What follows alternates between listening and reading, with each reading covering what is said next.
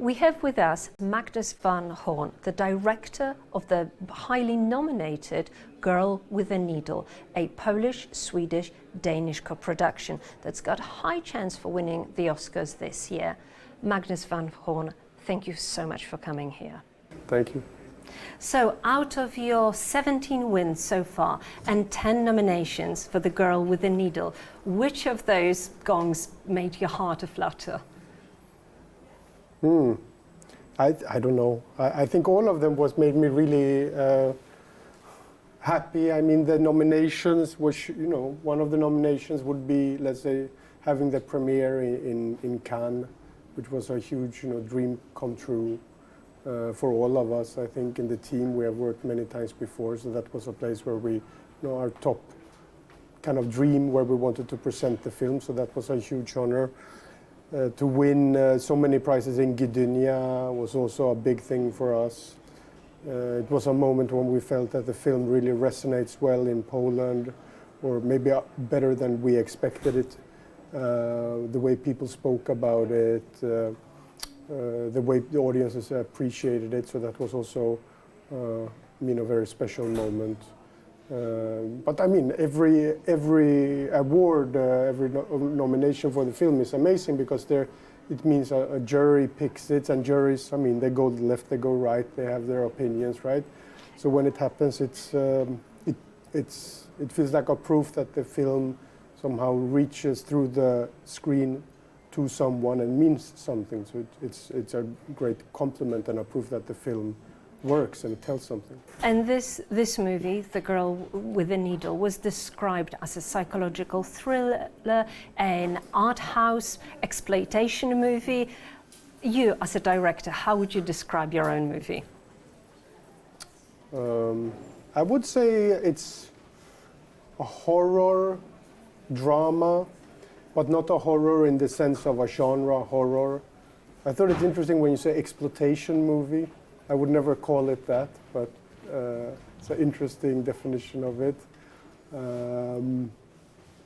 But I would say drama with elements of horror, or maybe a fairy tale for grown-ups. A fairy tale for grown-ups, because as every fairy tale, the core of fairy tale is moral core and a debate over the evil and the right choices. Where do you stand in that debate, and especially looking at the rights of women and abortion and evil? Well, I think the film is a story about what happens to the human being in an oppressive society, or how long it takes before we become oppressors ourselves if we live with oppression surrounding us. And especially in this case, it's definitely focused on a world of women who have it in this time in history, 10 times more difficult than all the men surrounding them.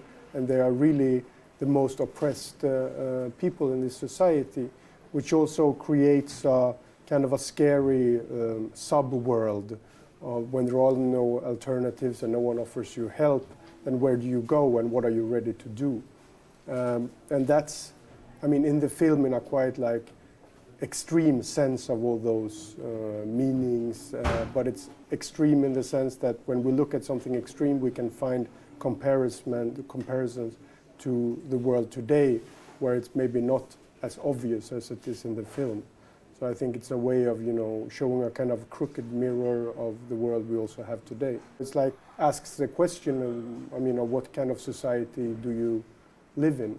And given the current political climate, with the new election in America, where, one could say the people at the helm of the country are not for women, they treat women in a very, subjugating way. Would you feel that your film will resonate differently? Yeah, I know it does, because I think it's open up for a discussion where I believe in the freedom of choice, right? To have the choice, everybody should have the choice to decide over themselves. In the sense of abortion, I don't think it means that everybody will just go have abortions all the time. It's not anyone. I don't think anyone enjoys it, or I think it's a difficult situation for anyone just as it is. Yeah. But it has to be up to a person to decide for themselves.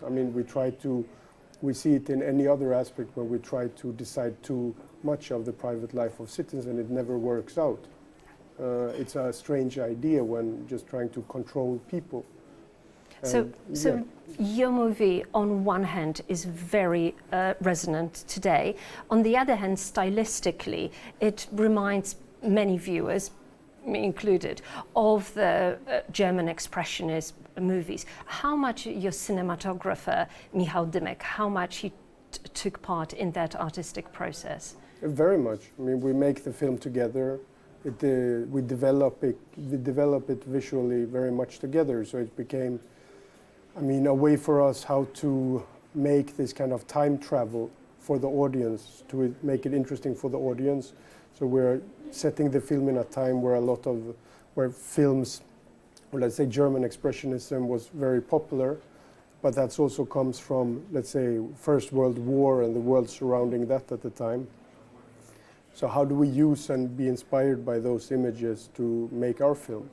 And it's a very kind of inspiring way of working when we take the images from that time, be it documentary photography or from the films, like you're mentioning, from that time, and how do we feel inspired by them? You know, it's a very brave choice to make a black and white movie in 2024. Were you afraid that you might lose some audience with that artistic choice? I don't know. I think more and more black and white films are being made nowadays because people maybe want to find a niche or present their film in a way that it will be remembered.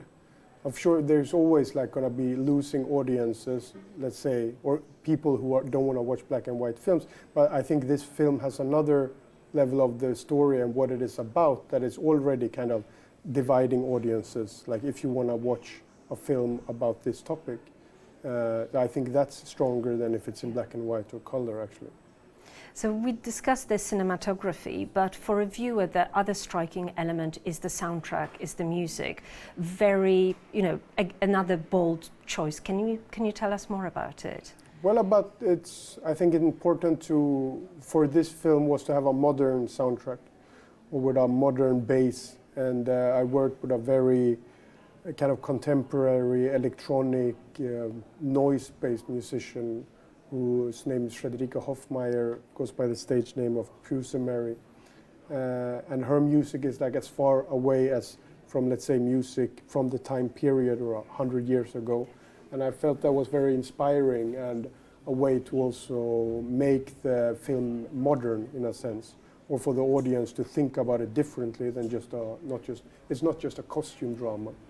No, and you know, you showing these brave choices in cinematography, in music, but also in your personal life, because famously, maybe not our viewers are not aware, that your love adventure with Poland started with you being actually mugged in Poland. So what made you stay in Poland, learn the language? You're absolutely fluent in Polish, you've got Polish nationality, that's pretty extraordinary.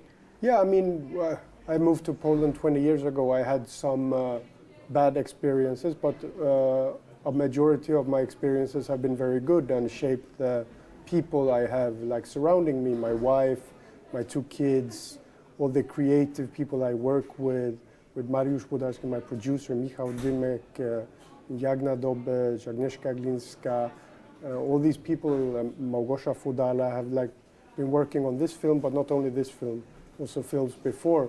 So I have a community here that I like to work with, and that you know, working with them, it makes better films than if I would not have them.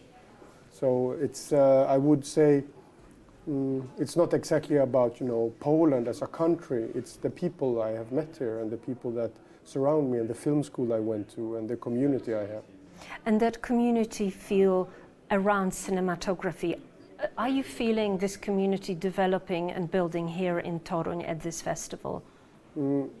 Honestly, I just arrived, so I don't know yet. But I mean, I know Camera Image from long time when I was a student. Yeah. Camera Image was in Łódź. I would go every year. And of course it has a strong, builds a strong community around the moving image, and because it's not so often you find a festival which is focused on cinematography. Yeah.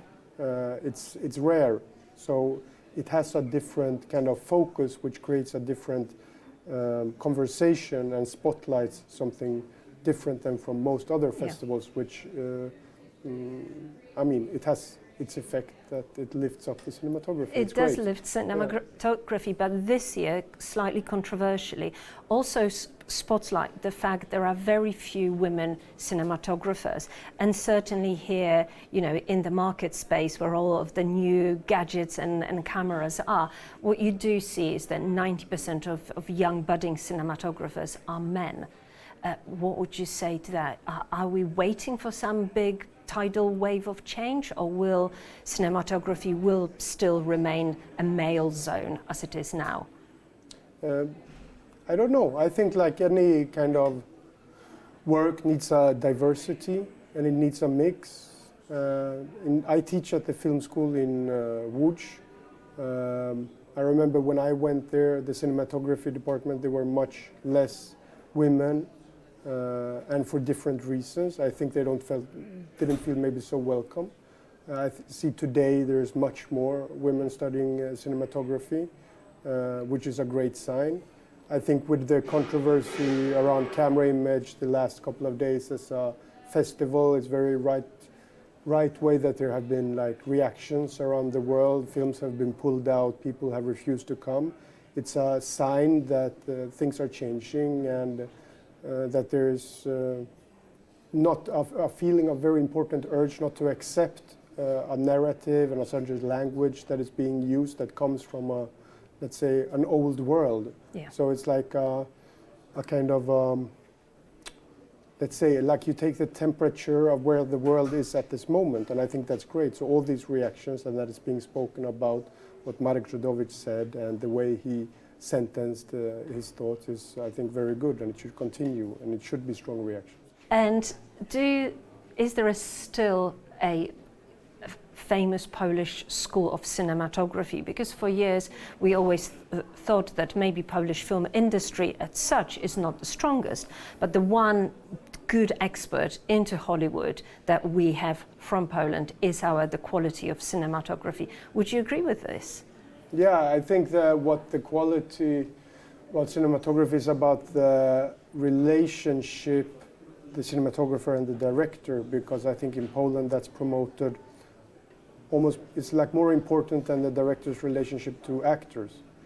So I think that's something, because no one is good by themselves, it's just you need a relationship. I think, so that collaboration is very fruitful in Poland, and that has, you know, it stands out because it's not the same in many other places. I know that later, you know, Poland is exporting its talents, which have, you know, great success, let's say, in Hollywood and US. But I think the main key to having a good cinematographer is to have a good relationship and a creative relationship with the cinematographer. It's not just like in any work, with any position, you want to have a collaboration, you want to be part of something, you're not just let's say a machine that is supposed to fix something like this, and that's not very interesting for anyone. Well, Magnus von Horn, thank you so much for talking to us at TVP World. Thank you. My guest was Magnus von Horn here at Energa Camera Image International Film Festival in Toruń, Poland. I'm Karina Shapland for the Pulse of Culture.